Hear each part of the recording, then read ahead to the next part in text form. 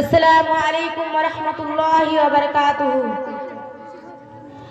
الحمد للہ رب العالمین والصلاة والسلام على رسوله الكريم، اما بعد، قال الله تعالى في القرآن المجيد: اعوذ باللہ من الشیطان الرجیم، بسم اللہ الرحمن الرحیم، انا نحن نزلنا الذکر وانا له لحافظون۔ وقال النبی صلی اللہ علیہ وسلم: ان اللہ یرفع بهذا کتاب اقواما ویضع به آخرین۔ صدر محترم، حکم صاحبان، مشفق و مربی، اساتذہ اکرام اور باہر سے آئے ہوئے مہمانان گرامی اور میرے سامنے بیٹھے ہوئے عزیز بہنوں اور بھائیوں، آج میں اس سالانہ انجمن میں جس موضوع کو لے کر میں کھڑی ہوئی ہوں اس کا نام ہے قرآن کریم سے مسلمانوں کی بڑھتی ہوئی دوری۔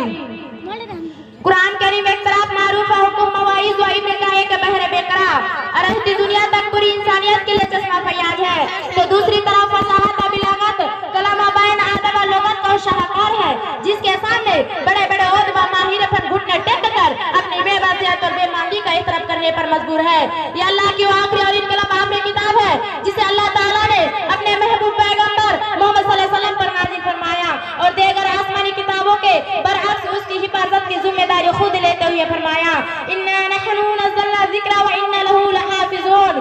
قرآن مجید کو ہم نے نازل کیا اور ہم خود اس کے محافظ ہیں۔ یہی وجہ ہے کہ 1400 سال پہلے جو قرآن تھا آج بھی حرف بہ حرف وہی قرآن مجید ہمارے ہاتھوں میں موجود ہے۔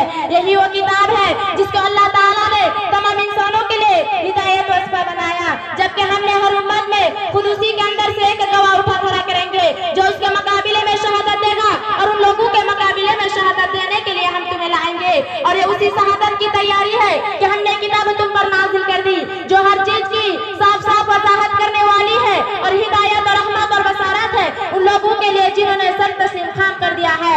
سورہ بقرہ میں فرماتا ہے: شہر رمضان الذی انزل فیہ القرآن وبینۃ من الہدی والفرقان۔ رمضان وہ مہینہ ہے جس میں قرآن نازل کیا گیا جو انسانوں کے لیے سراسر ہدایت اور ایسی وجہ تعلیمات پر مشتمل ہے اور راہ راستہ دکھانے والی۔